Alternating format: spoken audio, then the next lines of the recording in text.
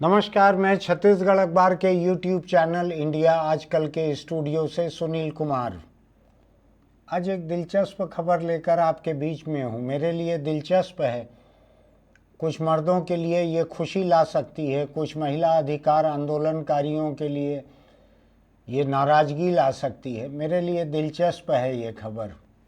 हुआ ये है कि इंदौर में एक फैमिली कोर्ट, पारिवारिक न्यायालय में, कुटुंब न्यायालय कहते हैं, उसमें एक पति पहुंचा, हिंदू पति। उसने कहा कि पत्नी 5 साल से अलग रह रही है मायके में और मेरा घर फिर से बसाया जाए। हिंदू विवाह अधिनियम में ऐसा कोई प्रावधान होगा कि फैमिली कोर्ट जो है वो आदेश दे सके पत्नी को जो अलग रह रही है, या पति अगर अलग रख रहा है कि आप साथ में रहो। 5 साल हो गए हैं अलग रहते हुए। तो फैमिली कोर्ट ने पत्नी को आदेश दिया कि पति ने आपको छोड़ा नहीं है, उसने तलाक नहीं दिया है, इसलिए आप जाओ, जाके उसके साथ वापस रहो। 5 साल से वो अपने मायके में रह रही है महिला, हिंदू महिला है। यहाँ तक तो बात ठीक थी। फैमिली कोर्ट ने ये माना कि ये महिला शादीशुदा है लेकिन इसने सिंदूर लगाना छोड़ दिया है, तो ये पति के साथ क्रूरता है, क्रूरता, क्रूएल्टी टू हस्बैंड है ये पति के वकील ने अदालत में ये तर्क उठाया था कि ये महिला जो है अलग रहती है, तलाक नहीं हुआ है, तो भी ये देखिए अभी अदालत में बयान देने के लिए आई है तो भी इसने सिंदूर नहीं लगाया है।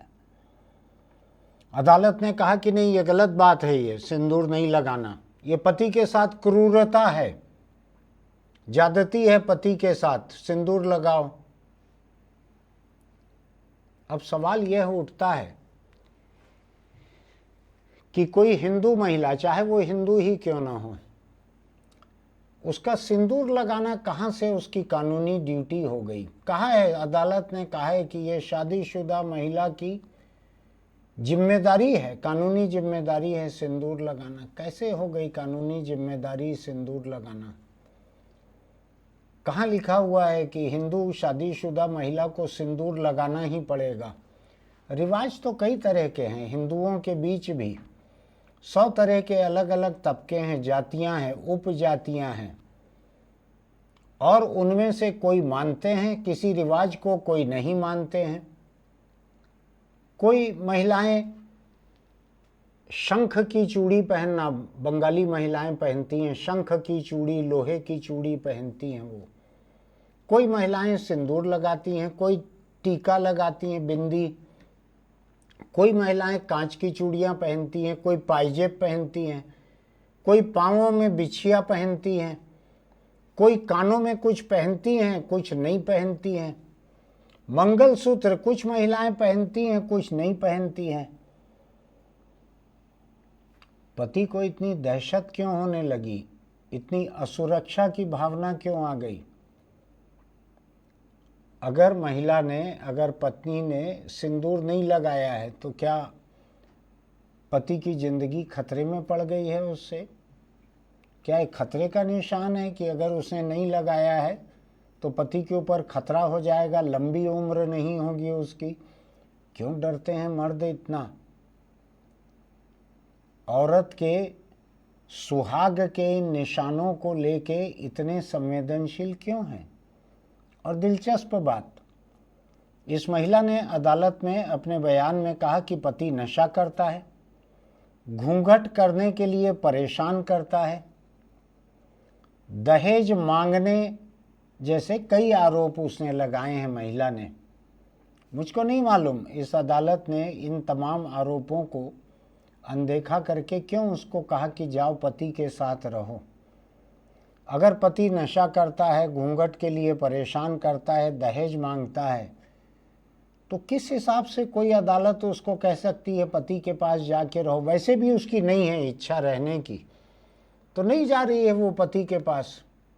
5 साल से अलग रह रही है, उसका मतलब है वो अलग रहना चाहती है। पति अपने आप को देखे कि पत्नी क्यों उसको छोड़कर गई है।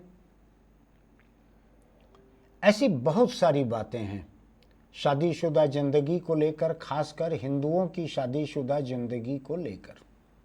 मैं एक बात को लेकर बड़ा हक्का बक्का रह जाता हूँ, वो ये है, महिला ने कहा कि घूंघट करने के लिए परेशान करता है। तो पति और अदालत के जज ये भी चाहते हैं कि वो सिंदूर लगाए, वकील साहब भी चाहते हैं कि वो सिंदूर लगाए, और पति ये भी चाहता है वो घूंघट भी रखे। तो वो सिंदूर को देखेगा कौन घूंघट के भीतर? क्या ये पति की आत्मरक्षा की भावना मजबूत करने के लिए है कि पत्नी ने सिंदूर लगा लिया है, अब वो बिना हेलमेट भी चला ले दोपहिया तो भी कुछ नहीं होगा, दारू पी के चला ले तो भी कुछ नहीं होगा? महिला ने कहा है पति नशा करता है, नशा भी कर ले तो भी कुछ नहीं बिगड़ेगा उसका, क्योंकि पत्नी ने सिंदूर लगा लिया है। ऐसी भावना क्यों है हिंदुस्तानी मर्दों में, खासकर हिंदू मर्दों में? क्यों पति के मरने पे पत्नी के चूड़ियां तोड़ दी जाती हैं, सिंदूर मिटा दिया जाता है, माथे से बिंदी हटा दी जाती है, रंगीन कपड़े हटा दिए जाते हैं, सफ़ेद कपड़े पहनकर बिना मसाले, बिना प्याज लहसुन, बिना अंडा, बिना मांसाहार के जीने के लिए कह दिया जाता है महिला को? और पति क्या करता है? पत्नी के गुजरते ही, इसके पहले कि उसकी तेरही भी हो जाए, अस्थियां विसर्जित हो जाए, वो दाएं बाएं देख सकता है कि कहाँ पे गुंजाइश है। और उसके हाथ में कोई अंगूठी भी नहीं है, जैसे कि पश्चिम के देशों में शादीशुदा मर्दों के हाथ में एक अंगूठी रहती है, महिला के हाथ में भी, आदमी के हाथ में, जो वेडिंग रिंग कहलाती है, जिसको देख के पता लगता है कि ये शादीशुदा है। बीवी मर भी जाती है तो भी कई ऐसे पति रहते हैं जो दूसरा कोई संबंध नहीं चाहते, वो उस वेडिंग रिंग को पहने रहते हैं। उसके पहनने का मतलब है कि वो भी उपलब्ध नहीं है।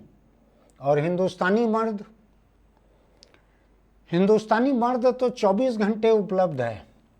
पत्नी जिंदा है तो भी पत्नी घर में बच्चों का, बूढ़े माँ बाप का, इन सब का ख्याल रख रही है, सेवा कर रही है, बंधुआ मजदूर, मुफ्त की बंधुआ मजदूर की तरह काम कर रही है, तो भी पति के लिए सारी छूट है। वो बाहर जिधर चाहे उधर देख सकते हैं, उनको घूंघट भी नहीं रखना है, पति को कोई मंगलसूत्र भी नहीं पहनना है, मांग में सिंदूर भी नहीं लगाना है, हाथ में चूड़ी भी नहीं पहनना है। वो छुट्टे सांड की तरह घूम सकता है पति चारों तरफ, बाजार में चारों तरफ देखते हुए कहाँ क्या गुंजाइश है। पति के लिए कुछ नहीं है। पति बचपन से ही श्री रहता है, वल्द में पिता का नाम रहता है, बड़ा हो जाता है, शादी हो जाती है तो भी वो श्री ही रहता है, साथ में पिता का नाम रहता है। पिता मर गए तो भी स्वर्गीय वल्दियत वही रहती है। मरणासन्न हो जाता है पति तो भी श्री रहता है, वो कभी श्रीहीन होता ही नहीं है, वो हमेशा श्री का श्री रहता है पति। और औरत कुमारी रहती है, कुमारी के बाद वो श्रीमती हो जाती है, शादी होती है तो पिता के नाम की जगह पति का नाम लिखाने लगता है। और पति अगर मर गया तो बाद में उसको बेवा के रूप में दर्ज किया जाता है सरकारी और कानूनी कामकाज में, फलाने की बेवा, ये दर्ज होता है। आपको याद होगा जो मनुस्मृति है हिंदुस्तान की, हम कुछ बार बोल चुके हैं उसके बारे में। मनुस्मृति साफ साफ कहती है कि लड़की पहले पिता के मातहत रहती है, उसके कब्जे में रहती है, उसकी बात सुनना है, उसके बाद पति के मातहत रहती है, उसकी बात सुनना है, पति गुजर जाए तो उसके बाद पुत्र की बात सुननी है, वो उसका ख्याल रखेगा, उसके मातहत रहना है उसको। यानी बच्ची पैदा हुई तब से लेकर वो विधवा होकर मर जाए तब तक पिता, पति और पुत्र इनकी गुलाम रहना जरूरी है उसको। ये फैमिली कोर्ट जो है इंदौर का, मैं नहीं जानता इस कोर्ट में कौन जज हैं क्या हैं, लेकिन जो फैसला है उनका, जिसमें उन्होंने सिंदूर न लगाने को क्रूरता बताया है पति के लिए, बड़ा हैरान करता है मुझको। 21वीं सदी में आकर सिंदूर न लगाना पति के साथ क्रूरता हो गया। ये नहीं सोचा इस जज ने कि शादी के सुहाग के कहे जाने वाले ये सारे प्रतीक चिन्ह ढोना क्या 21वीं सदी में इस अमृत काल में आज़ादी के 75 साल पूरे होने पर क्या सिर्फ महिला की ही जिम्मेदारी रहनी चाहिए? क्या महिला ही हमेशा एक बंधुआ की तरह रहे, वही घूंघट भी करे? अभी एक बड़ा मज़ेदार वीडियो देख रहा था मैं, किसी ने फेसबुक पर पोस्ट किया है। देखते हैं, हम कोशिश करते हैं कि अगर इस वीडियो को हम पोस्ट कर सकें साथ में। तो एक लड़की या महिला रहती है, जवान लड़की है, महिला है, वो सज धज के साड़ी पहनकर तैयार होती है तो आवाज़ आती है पति की। जाहिर तौर पर पति ही होगा, इतनी तानाशाही और तो कोई कर नहीं सकते। प्रेमी रहे तो मोहब्बत से बात करे। तो वो कहता है कि घूंघट घूंघट निकालो, घूंघट। तो वो कहती है, अरे मैं घूंघट निकालूंगी तो चेहरा कैसा दिखेगा या मुझको सामने कैसे दिखेगा? कहा नहीं, घूंघट के साथ में नहीं लेके जा, बिना घूंघट के नहीं ले जाऊंगा, घूंघट तो निकालना ही पड़ेगा। वो कुछ परंपराएं वगैरह भी गिनाता है शायद परिवार की। तो वो महिला सुनाती है उसको, कम उम्र महिला है, वो सुनाती है उसको कि हमारे गांव में एक घटना हुई थी। एक महिला को पति ने ऐसा ही घूंघट निकलवा दिया था। उसके बाद वो गलती से किसी और की मोटरसाइकिल में पीछे बैठ गई और चली गई। वो आज तक लौटी नहीं है। इस घटना को, इस हादसे को सुनकर पति के होश उड़ जाते हैं। वो कहते हैं नहीं, कोई ज़रूरत नहीं है घूंघट निकालने की, बिल्कुल मत निकालो। आज के ज़माने में कौन घूंघट निकालते हैं? जब पति महोदय को ये समझ में आया कि घूंघट वाली पत्नी बिन देखे किसी और के साथ जा सकती है, उसके होश उड़ गए। सारी सामाजिक पारिवारिक परंपराएं सब भूल गया वो।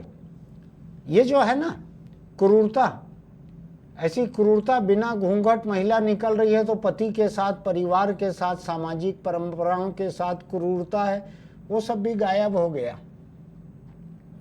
तो औरत जब खतरा बताए ना मर्द को कि तुम इस तरह की हरकत से खो सकते हो मुझको, तो सब उसको क्रूरता लगना बंद हो जाता है, वरना मस्ती छाई रहती है।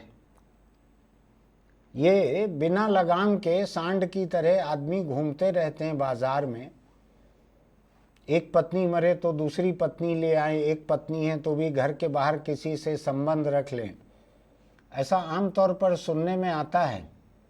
और अगर थोड़ी सी संपन्नता आ जाए तो कहीं कुछ वो थाईलैंड वगैरह भी जाते हैं, मैंने सुना है। मुझको तो नहीं मालूम है, मैं आज तक गया नहीं हूँ, सुना है मैंने ऐसा।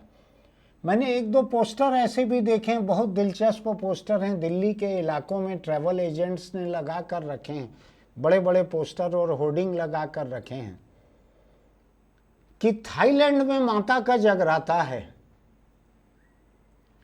यानी पति जो हैं वो थाईलैंड जाने के लिए एक धार्मिक वजह भी ढूंढ रहे हैं। अब अगर पत्नी कह दे कि तुमने 7 फेरे लेते हुए तो मुझको वचन दिया था कि मुझको बगल में बैठाए बिना कोई भी धर्म कर्म नहीं करोगे, मैं भी चलती हूँ तुम्हारे साथ जरा थाईलैंड, तो मेरे ख्याल से पति का जगराता प्रेम पल भर में खत्म हो जाएगा। अगर बीवी को ही साथ में लेके जाना है वहाँ, तो लोग थाईलैंड क्यों जाएंगे, पड़ोसी के घर जगराता में चले जाएंगे।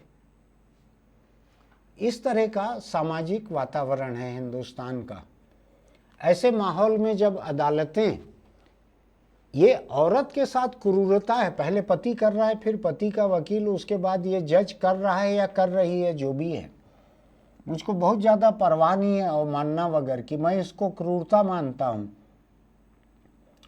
कि एक पत्नी को कहना कि आप जाके रहो साथ में, चाहे वो दहेज मांगे, चाहे वो दारू पिए, चाहे आपको घूंघट निकालने का है। मेरा ये भी मानना है कि किसी महिला को 21वीं सदी के इस दूसरे तीसरे दशक में हम आ गए हैं, 21वीं सदी का 1/4 हिस्सा पार होने को है, आप किसी महिला को जबरदस्ती घूंघट निकलवा रहे हो? कहाँ का इंसाफ है ये? मुसलमानों के लिए एक अलग कानून है यहाँ पर, उसके तहत बुर्का, हिजाब ये सब चले आ रहा है, उनको छूट है, उनका अधिकार भी है। मैं उसके खिलाफ भी 100 बार बोल चुका हूँ कि मुस्लिम महिला को बुर्का और हिजाब से आज़ादी दिलाना लोकतंत्र का काम है। दुनिया के बहुत सारे अधिक परिपक्व लोकतंत्र हैं, हिंदुस्तान के मुकाबले अधिक परिपक्व हैं। उन्होंने किया है ये काम। उन्होंने महिला को आज़ादी दिलाई है, बुर्के से आज़ादी दिलाई है, उन्होंने हिजाब से आज़ादी दिलाई है। कहा है कि हमारे लोकतंत्र में ये नहीं चलेगा। तो मैं तो महिला की उस आज़ादी का हिमायती हूँ। मैं इस आज़ादी का हिमायती नहीं हूँ जो कुछ दशक पहले तक तो महिला को सती बनाना भी जायज़ था। यहाँ पर हाई कोर्ट के एक जज भी थे, हिंदू जज, वो भी वकालत कर रहे थे कि सती प्रथा जो है उसके खिलाफ कानून गलत है। एक महिला को नशा कराकर, झांसे में लाकर, सामाजिक दबाव डालकर, इमोशनल अत्याचार करके उसके ऊपर उसको सती कर दिया जाए और उसको उसका सती होने का हक बता दिया जाए। यानी जितने तरह के जुल्म हैं उनको महिला का हक बता दिया जाए।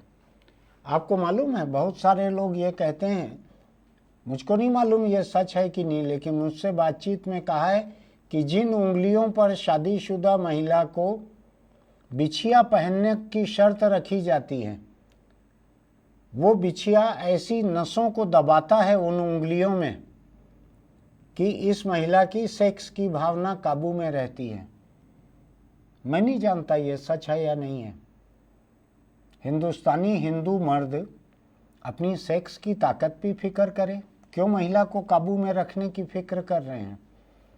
मैंने अभी गिनाया था, हिंदू धर्म के एक बहुत बड़े नेता मुख्यमंत्री हैं एक राज्य में, उन्होंने कहा था कुछ अर्सा पहले कि इतनी ऊर्जा रहती है महिला में कि उस ऊर्जा को चैनलाइज करने के लिए मर्द की ज़रूरत रहती है। पिता, पति या पुत्र के अंडर में रहना चाहिए, मातहत रहना चाहिए महिला को, ऐसे हमारे देश के नेताओं का कहना है। तो पति के सुहाग के लिए औरत ही सब ढोए, उसी को कहा जाए सौभाग्यवती भव। सौभाग्यवती हो, कैसा सौभाग्यवती कि सुहाग तुम्हारा मरने तक जिंदा रहे,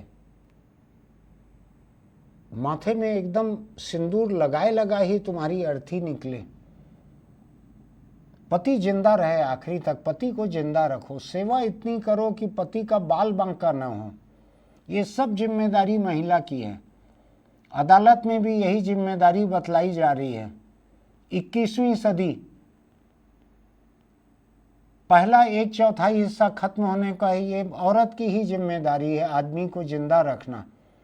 आदमी नशा करे, बिना हेलमेट गाड़ी चलाए, गुटखा सिगरेट तंबाकू खाए पिए, उसकी कोई जिम्मेदारी नहीं है। वो दारू पी के आके पीटे पत्नी को, उसकी कोई जिम्मेदारी नहीं है। बच्चों को भूखा मारे, उसकी कोई जिम्मेदारी नहीं है।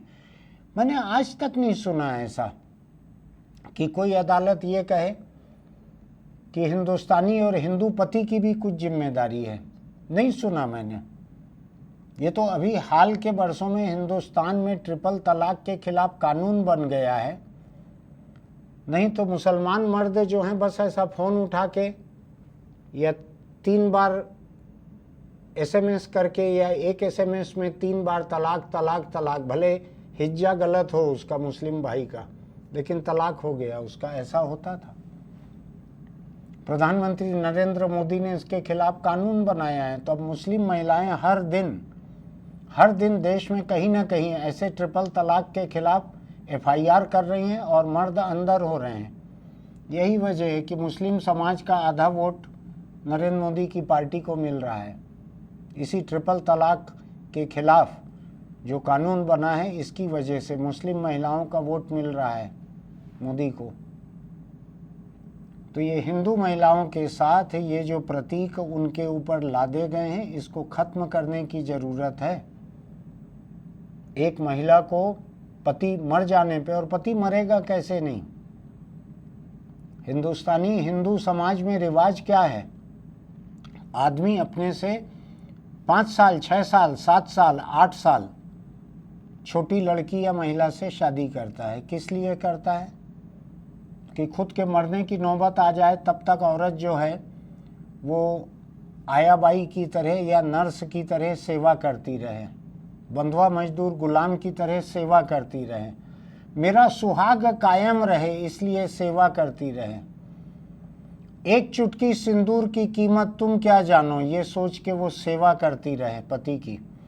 हर मर्द की चाह रहती है कि 5-7 साल छोटी रहे उसकी पत्नी, ताकि वो जब मरणासन्न रहे तब भी वो सेवा करती रहे। और आपको मालूम है हिंदुस्तान में महिला की औसत उम्र शायद 3 साल ज़्यादा है पुरुष से,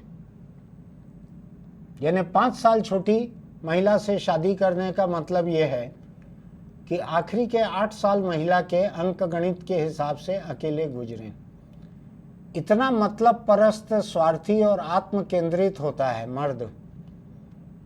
अगर मर्द को सचमुच ही साथ जिएंगे साथ मरेंगे पर अमल करना है तो उसको अपने से 3 साल बड़ी महिला से शादी करना चाहिए, तब साथ में मर सकोगे, उससे कम में नहीं मर पाओगे साथ में। मैं जानता हूं इंदौर के फैमिली कोर्ट को मेरी बातें अच्छी नहीं लगेंगी। मैं जो बात कह रहा हूं उसमें थोड़ा सा सुधार है समाज का जो हाल था उसके मुकाबले।